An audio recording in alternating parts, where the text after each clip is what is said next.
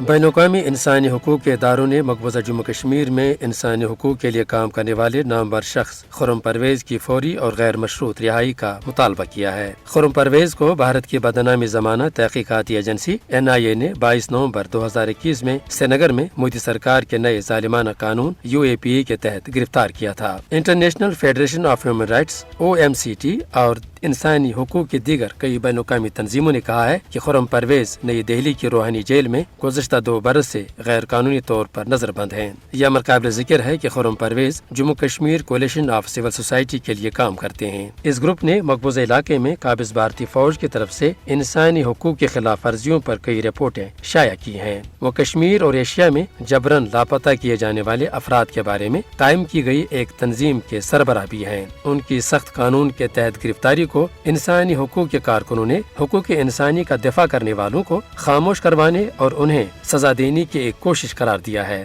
وہ ان کی گرفتاری کو ایک تکلیف دہ امر قرار دے رہے ہیں۔ مقبوضہ جموں کشمیر میں انسانی حقوق کے کارکنوں کی منمانی گرفتاریاں اور نیت نئے ہتھ کنڈوں کے تحت ان کی نظر بندی کو طول دینا بھارتی ریاستی دہشت گردی کی واضح مثال ہے۔ اس متنازع علاقے میں بھارتی قابض انتظامیہ مسلسل UAPA کے کالے قانون کے تحت تشدد اور ماورائی عدالت قتل کی روک تھام جیسے بنیادی انسانی حقوق کے لیے آواز بلند کرنے والوں کو نشانہ بنا رہی ہے۔ انسانی حقوق کے اداروں نے بارہا یہ واضح کیا ہے کہ خرم پرویز کوئی دہشت گرد نہیں ہے بلکہ وہ انسانی حقوق کے علمبردار ہیں۔ انہوں نے اس حوالے سے بھارتی پروپیگنڈے کو سختی سے مسترد کر دیا ہے۔ مقبوضہ جموں کشمیر میں انسانی حقوق کے تنظیموں اور کارکنوں پر جبری پابندیاں مودی حکومت کی جابرانہ پالیسیوں کا تسلسل ہے۔ بھارت پر یہ واضح ہونا چاہیے کہ اس طرح کے ظالمانہ حربوں سے وہ انسانی حقوق کے تنظیموں کی آواز کو کبھی دبا نہیں سکے گا۔ اقوام عالم کو مقبوضہ جموں کشمیر میں انسانی حقوق کے تنظیموں اور ان کے کارکنوں کے خلاف ان ظالمانہ اقدامات پر بھارت کو جواب دہ بنایا جانا چاہیے۔